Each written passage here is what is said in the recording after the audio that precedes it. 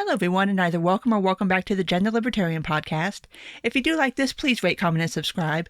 You can find me on iTunes, Google Play, Stitcher, SoundCloud, Spotify, YouTube, and on my Patreon page. So we have all made it through yet another very long week in a series of very long weeks that have made up very long months that are just making 2020 the longest year on record. So I will go ahead and start where I have been starting lately, and that is with the unemployment numbers for the week ending on May the 9th. Unemployment claims were up 2.9 million. So at least it's under 3 million. I mean, it is going down week over week. I mean, I don't have a lot of good news here, guys, so I'm trying to find something positive to talk about. It's going down. Obviously, it's still a lot of people. And at this point, we have galloped past where we were Great Depression numbers-wise as far as the amount of Americans out of work, the percentage of Americans out of work. But it does seem to be looking up a little bit. Like we're down from it being in the 3 millions down into the 2 millions. It's something, I think, maybe. I don't know. A lot of states are starting to reopen in fits and starts in various ways, and some states are doing things, some states are extending their lockdown orders. It's kind of a hodgepodge across the country, so hopefully with more states starting to open up, especially with summertime coming, that number will continue to drop week over week, and hopefully some people who are out of work can get their jobs back. Hopefully they still have jobs to go back to. I'm crossing my fingers for everybody as always, and if you are in that boat, I wish you the best of luck with unemployment, because that still is kind of an issue. Because I mean, obviously when you have this many people filing week over week and then you still have the backlog from weeks before, it just creates this whole bottleneck. So fingers crossed and good luck for you. So moving on to a story that I talked about last week, and I wanted to discuss it a little bit more because there's been some parts of this that I didn't know. There have been parts of this that have actually surprised me a little bit, honestly, as far as actually finding something positive to talk about, and that is the Ahmaud Arbery case. Now, a correction, well, not even a correction, but maybe a correction to an assumption that I made that I don't think I said on the podcast, but I had assumed that the property in question, the house under construction, actually belonged to one of the McMichaels. Apparently, it does not. It belongs to a third party. So, knowing that, and like I said, I thought that the property was theirs, so like maybe that could give the barest amount of possible rationale for why the McMichaels did what they did, why Travis McMichaels did what he did. If that's not their property, wow, that kind of blew me away, because here's the thing. If you are not the injured party and nobody involved in this altercation was the actual injured party, none of them were the owners of the property, who are you to take it upon yourself to make that decision for that person? You have no right whatsoever to do that. I mean, if you are of the mindset of calling cops being a good idea, you can call the cops. The better idea would be to actually call the owner of the property, the person who is actually the injured party here, and ask that person what they want to do. Not take it upon yourself to make that decision for that person. So that is just, like I said, I was shocked when I found that out. I was just like, okay, now this is just completely flat out wrong on pretty much every level that you could possibly think that this is going to be wrong. It's wrong. No justification for this whatsoever. And kind of segueing from that is the online response to this case. And actually, it has been, to my pleasant surprise, much better than I expected it to be. And let me try to explain that. I mean, obviously, you still have your Candace Owens and your Tomi Lahrens and people who are going to take the tack that, oh, Arbery's a criminal, blah, blah, blah, blah, blah.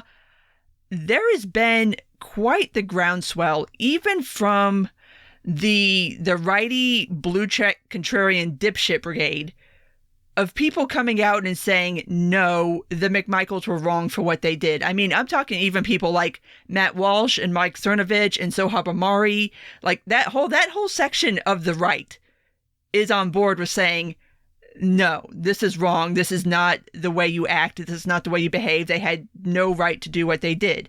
And so I was kind of surprised by that, in that obviously this is one of those situations where if you want to be part of the contrarian dipshit brigade, you can take the tack that Owens and Lauren and very few other people, thankfully very few other people have taken, which is that to try to justify what the McMichaels did versus just saying, no, that is wrong. Like, what they did was wrong. And even over and beyond social media, if you go on sites where there are a lot of gun owners, and especially a lot of hardcore gun owners, those guys are like, fuck the McMichaels.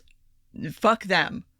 What they did was wrong. And I think a lot of what, I don't know exactly what to call this. Maybe not miscommunication isn't the right word, but maybe misunderstanding of the stance that so many people on the right are taking, is that when you are exposed to gun culture and you don't just have guns just to have them like in your house or for self-defense, but you have them as like a hobby or something that you're very serious about, and you kind of become part of that culture, there are some things that are not necessarily unspoken rules, because they are spoken, but there are certain ways that you are expected to act as a gun owner. There's certain precautions you're expected to take.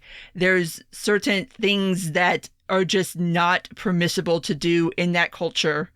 And if you kind of want to delve more into that, I'll try to put down in the show notes.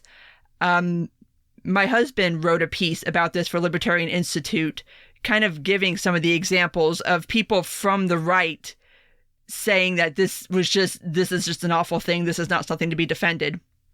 But one of the things that is generally accepted in gun culture that you do not do is that you do not get in your vehicle and go chase somebody down with your weapon. Like, you don't fucking do that. Like, if somebody is fleeing your property, you don't go chase them. You don't do that. You shoot somebody in the front, that's fine. You don't shoot somebody in the back. And this is generally accepted. Everybody knows this. You don't form some kind of vigilante squad to go chase somebody down the road. Like, there's certain ways that you are expected to not act, and you are expected to behave in a somewhat civilized fashion, because that is just what is expected of you as a human being and as somebody who owns guns in a responsible fashion. So, like I said, happily surprised that there has been such a reaction online to this. But another piece that I want to try to link down in the show notes, Andrew Fleischman did a really good piece.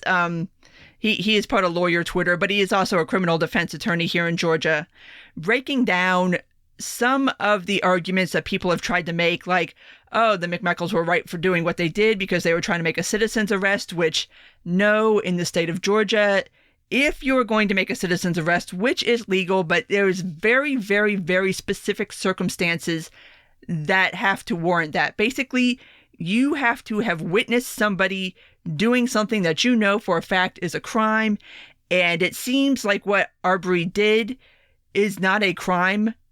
You could try to argue that it's trespassing. Legally speaking, it's not. So that defense doesn't hold up. The one that just annoys the ever-loving fuck out of me is everybody who wants to say Arbery shouldn't have tried to take the gun. Okay. On a legal perspective here, in the state of Georgia, if you brandish your weapon, that is considered felony aggravated assault. You will go to jail for that. Even if you just have it out, and even if you don't point it at someone, if you have it out, that is aggravated assault in Georgia. So to my mind, anything after that point Arbery was well within his rights for his own self-defense to do whatever he needed to do, including grabbing the gun. The second part of this, and this also goes back to gun culture and how responsible gun owners are taught to handle weapons, you do not, under any circumstances, have your finger on the trigger of a gun unless you are ready to shoot it. Now, people want to make the argument that the whole reason the gun went off is because there was this little tug of war, and first of all, for the gun to go off, somebody's finger had to be on the trigger, and it wasn't Arbery's. And everybody knows you don't do that. Like, you do not put your finger on the trigger of a weapon. Ever, ever, ever, unless you're planning on shooting someone. And the first shot went into Arbery's hand. He actually got shot twice. So I've got questions about that second shot. Because if the first shot went into his hand, I don't think he was holding onto the gun anymore. Like, there's a lot of questions here. But just going back to the idea that Arbery has rights to self-defense too. And like I explained in the last episode, if you've got two people in front of you, are armed, you got one person behind you, you're assuming is armed. I mean, your options are very, very thin here. There's not a lot of good options other than to try to disarm the person who is pointing a gun at you, up to and including, yes, trying to grab the gun out of the person's hand or punching them in the head to get them to let go of the weapon. I mean, that's just basic common sense. Like, what else would you have wanted the man to do? Just stand there and hope to God that somebody shows up to save your ass? Like, that's certainly not a wager I would have took if I was in his position. I would have tried to disarm the person because that's the only option you have. You can't go forwards, you can't go backwards. Going side to side means putting your back to somebody who has a weapon drawn on you, which that's another no-no. You never put your back to somebody who has a weapon drawn on you. So what else was the man supposed to do? Like, it's the stupidest fucking argument because it makes no sense logically. But, of course, like I said, you have had people trying to justify this, and there isn't a justification for it from a legal perspective. That's not to say that the McMichaels couldn't possibly somehow or another get off on charges here or somehow figure out some sort of legal defense, because obviously the legal system is what it is. We know it has its flaws and its biases, and that if you get a certain case in front of certain people and you get the right jury and you get the right venue, you can make miracles happen. We know this. That's why jury selection and location of trial is something that's always so hotly contested before any kind of trial of this magnitude. And it seems like they have appointed a new DA on this, and the person is black, which personally, I don't love the race issue on this one. Like, I will say that, yes, in this particular case right here, Arbery's race was an issue. Do I think this is a referendum on race writ large? No, I do not. I think it's important to this case. I do not think this is something that you can kind of graft that whole argument of race on and be like, oh, look, this is what black people have to face when they leave the house every day. No, it's not. This is an extraordinary circumstance. And I want it treated that way because there's plenty of other problems here that need to be unpacked and discussed outside of the race aspect. And the one thing about this case that still shocks me as far as reactions to it is nobody seems to be talking about the second half of this case, which is that it really looks like the DA's office tried to cover this up for the McMichaels. I've not really seen anybody discuss that. And GBI has opened up an investigation into the DA's office to see if there was any kind of misconduct going on, which, take that for what it's worth. But yeah, there's like a whole other part of this case that like nobody's talking about. And I'm like, that's really where the case is. I mean, obviously, Arbery getting shot in the way he did, that needs to go to trial. Obviously, there needs to be a trial. But we also need to unpack whether or not the DA's office tried to cover this up, because that's just as bad. Like, did these guys get special treatment because they have a connection with the DA's office? We need to find that out. Did the DA's office tell the cops to not make an arrest on the scene? We kind of need to find that out. So, yeah, there's still a lot of questions I got about this case, and Hopefully some of this will get resolved at some point in the future. Obviously, I have no idea when a trial could even take place because obviously we are still under a global pandemic and courts are not open. So hopefully this will be an ongoing thing and this will still be something that people will be paying attention to because, like I said, I've still got a lot of questions about how this whole thing went down. But anyway, I did want to do kind of a follow-up to that just to kind of talk about the online response and how at least people are somewhat acting right online for once. And that kind of shocked me and surprised me pleasantly. And so I wanted to highlight that because it's not very often that people don't act like absolute dipshits on social media. So a round of applause to everybody who managed to figure out that no, getting in your truck and chasing somebody down and putting them in a kill box is not acceptable behavior. But moving on to another case of a black person getting shot by well-connected people, the Breonna Taylor case. If you're not aware of this, what ended up happening, and let me kind of back up and give you the whole story here. Police executed a no-knock raid on her and her boyfriend's home. And just to go ahead and give the setup for this, just to add that little extra twist. This was obviously, first off, a no-knock warrant, which no-knock warrants need to be banned. The warrant was for a property that was 10 miles away from where Breonna and her boyfriend lived, trying to find somebody who the police already had in custody. So this is a fuck up front to back. I mean, you're not where you're supposed to be. You're looking for somebody you already have in custody, and you're executing a no-knock raid. So they execute this no-knock, and her boyfriend, obviously, I mean, these are cops. They're not announcing themselves as cops. They're not dressed as cops. All this dude knows is somebody is breaking into his home. So he grabs his gun, fires at the cops, who he did not know were cops, because obviously nobody announced themselves as such. The cops, in return, open fire on them, and this is in their bedroom, and she ends up getting shot dead. I mean, she's naked in the bed, and now she gets shot dead. So, what happens next? Her boyfriend gets taken into custody. You cannot make this shit up, people.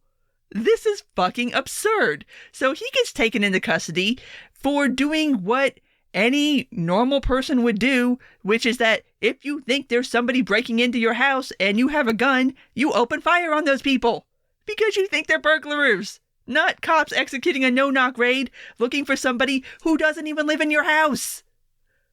Like, it just, oh my God. It's so fucking ridiculous. And it wouldn't be so bad if there weren't dozens and dozens and dozens of cases just like this one. And the reason this keeps happening is qualified immunity. Now, the cops in question are on quote-unquote administrative leave, which means they'll probably end up getting their jobs back. And if this does end up going to trial, under qualified immunity, cops basically get to act like they're fucking morons, essentially. Like they're idiots who are not responsible for their own actions. So they'll likely end up, looking at the averages of how these cases work out, it's very rare that the cops in question ever get charged with a crime, even though they flagrantly fucked up at their jobs.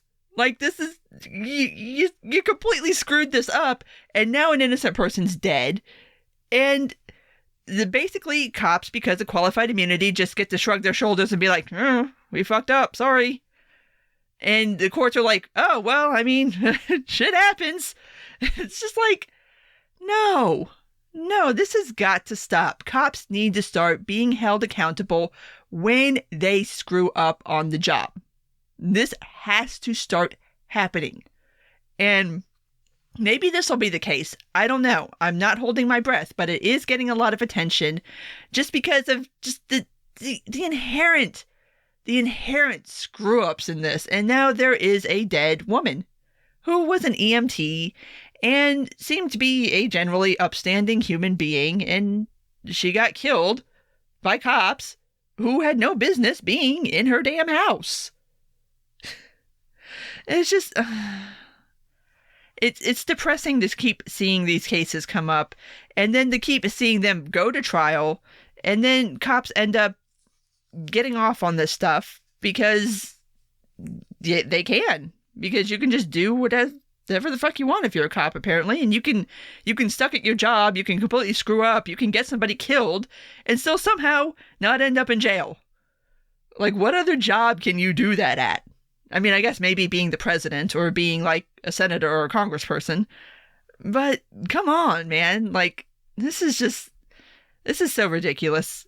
It sucks and it's sad. And I kind of draw that same parallel to the Arbery case where, I mean, I can look at both of these cases and sadly not be like, yes, obviously somebody is going to go to jail for this. And that sucks. Like, it should be pretty cut and dried, but it's not. And just our criminal justice system has some serious problems. Not that I think anybody listening to this isn't already aware of that, but these two cases just really highlight where there's just so many holes and so many cracks that people fall through, and people who don't end up getting justice because of these stupid technicalities, or because somebody knew somebody, or somebody has the right job or was wearing the right set of clothing when they did the crime, and so therefore it's not a crime. Just, it's sad, and it's absurd, and hopefully maybe it'll change sometime in the nearest future. But moving on to the next car on the bad news train, the Senate voted this week to reauthorize the PATRIOT Act. But if that's not bad enough, wait, there's more. There is also now a new amendment to the PATRIOT Act that says the FBI can see your internet history without a warrant. So, yeah, basically the FBI can spy on your internet browsing history at will. Yeah, there's that. And the amendment preventing this failed by one vote. There were senators who did not bother to show up for the vote. Looking at you, Bernie Sanders. It's like, are you fucking kidding me with this? I mean, what else is Bernie Sanders doing right now? You're not running for president anymore. You could just go do your fucking job. I mean, what? Where else do you have to be right now, dude? Anyway, so there's that. It does go back to the House. What the House is going to do with it, I don't know. I'm not holding my breath. Because we've just been renewing the PATRIOT Act ever since 9/11, so why would we stop now, apparently? Let's just add some new shit in there, too, because why the fuck not? But here's the thing that really, really irritates me about this, and that is all of this is happening at the same time when Republicans are being very performatively angry about what happened to Michael Flynn. So let me get this straight. You're very angry at the FBI for doing something that, while shitty and shady, is something that law enforcement has been doing for decades. And you show this anger, you really stick it to the FBI by giving them expanded surveillance powers. Shut the fuck up. I do not want to hear it anymore. I'm done with the performative anger at the FBI, at the FISA courts, at CIA, at everybody. But then when it comes time for you to actually do something that could possibly rein any of this in, you vote to just let them keep going and you give them more powers. Like, I'm done. I don't want to hear it from Republicans anymore. You don't give a shit. You do not care. You care when the cameras are on. You care when it's one of your own people. But you don't do anything about it if it's not your own people. Like, just get the fuck out of here with this bullshit. You don't care.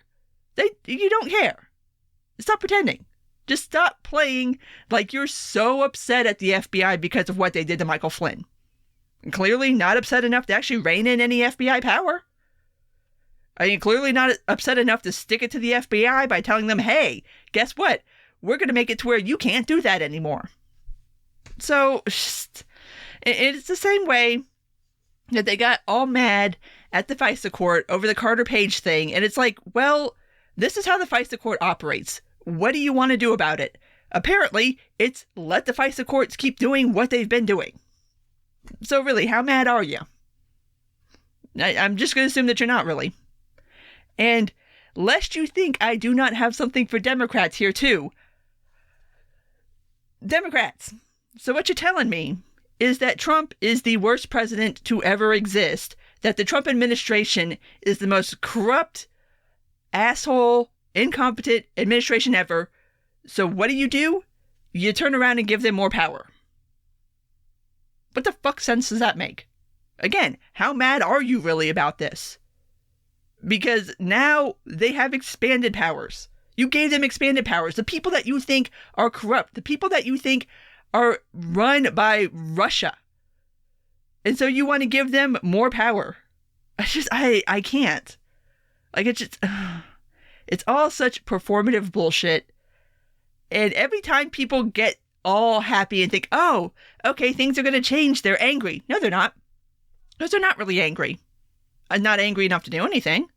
You're angry enough to be all performative on television. You're angry enough to be performative on social media and the internet, but you're not angry enough to actually use the power that you have as a senator or a congressperson to strip power away from these institutions. So if you're not that angry to actually do something about it, I don't want to hear it from you anymore. And that's it. Like, it just, oh my God. It makes, it's infuriating, especially for people like libertarians who have been fighting for years about this stuff, who have been trying to tell people, hey, look at this over here. This is bad. Somebody should do something about it. But then no, nobody ever does anything. They just get mad for 15 minutes and then just rubber stamp it all again and I guess wait for the next time when they need to be mad for 15 minutes. Like, it's just, it's stupid. It's stupid, stupid, stupid. And maybe someday it'll change. I'm not holding my breath. But let's talk about something that is slightly more positive before I go to something negative again. There are sections of New York that are reopened now as of, I believe, Monday. New York City is not one of those. Long Island is not one of those. But what you're starting to see in New York City is people coming back out. And for what it's worth, New York City started self-quarantining like mid to late March. So they're on month 2. And this all started in New York as a voluntary thing. Like, this started before de Blasio put in anything, before Cuomo put in anything. People were self-quarantining for weeks before that.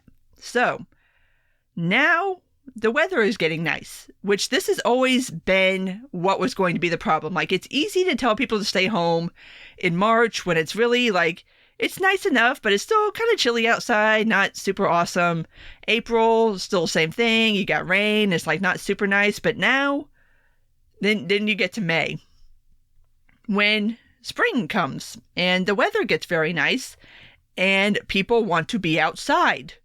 And next weekend is Memorial Day weekend, the traditional start of summer, when people want to be outside.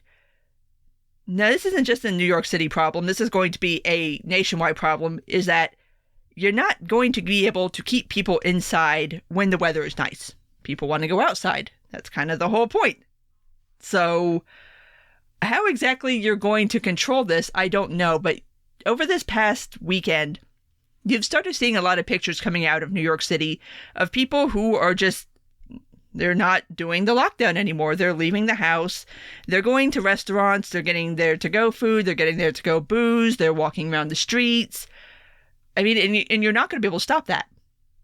So what I'm curious to see is how exactly are mayors and governors going to handle this going forth? I mean, you're also seeing it in D.C., you see it in L.A., obviously here in Atlanta, we don't really have any restrictions anymore. People have been kind of taking it upon themselves, but that is kind of starting to ease up a little bit, and I'm wondering what next weekend is going to look like.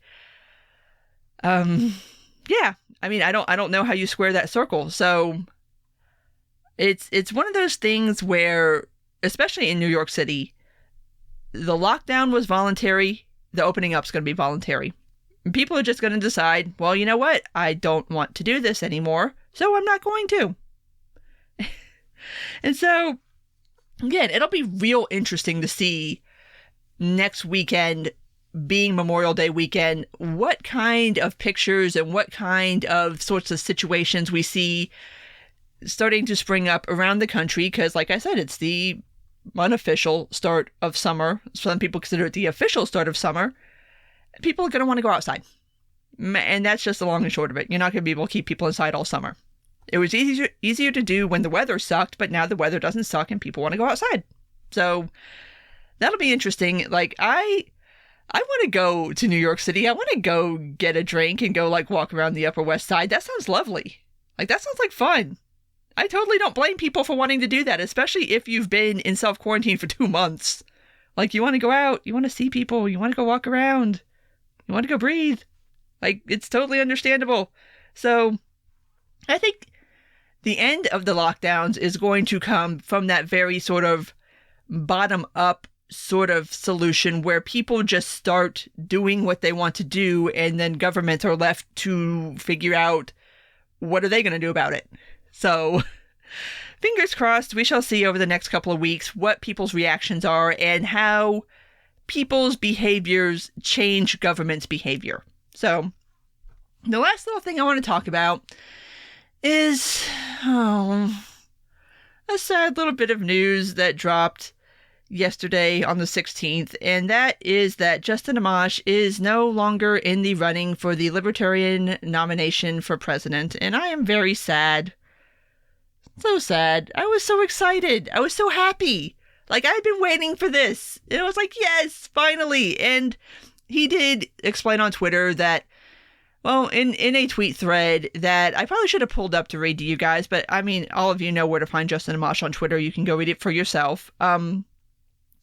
Basically, after forming his exploratory committee and kind of judging the reactions over the past couple of weeks, that he decided that now is not a good time, which I disagree with. But there's some verbiage in that tweet thread that kind of makes me think that a lot of this may also be due to how other libertarians took his entering into the race and their reactions, which why can't we have nice things? We get so close to having nice things, and then we don't get to have nice things, and now we don't get to have nice things. So yeah, I'm sad about it. Like, I was really looking forward to seeing what an Amash candidacy would do. I was really looking forward to seeing that kind of play out on the national stage. Obviously, he would get a lot of press. He already had gotten a lot of press. And seeing somebody like him kind of bring libertarian ideas to the national stage and hopefully present them to people who don't know us or hadn't really thought about us or had different perceptions of us. And now I don't get to see that, and I'm sad. But next weekend, also being Memorial Day weekend, is also going to be the weekend that the LP does pick their presidential nominee. I watched the debate last night, and I mean, yeah, any of those people would be fine enough, but they're not going to be Justin Amash. I mean, let's just keep it real. They're not going to get the press. They're not going to get the attention. They're not going to get any of those things that Amash brought to the table. As wonderful as they may be as candidates, as humans, as spokespeople for the LP or for the libertarian movement in general. So anyway, I think I will be attempting to watch this nomination process. It is online, and from what I understand, it will be streamed live on the LP National's YouTube channel, so keep an eye out for that. I do believe it's on Friday and Saturday, so I'll try to peek in on that, see kind of what's going on there, see how long I can handle watching that before I completely lose my shit. So anyway, I mean, it is what it is, I suppose, but I am still sad, and lots of people are sad. But yeah, so we shall see what happens. But at this point, I'm going to go ahead and wrap this up because that is all the news I want to talk about from this last week.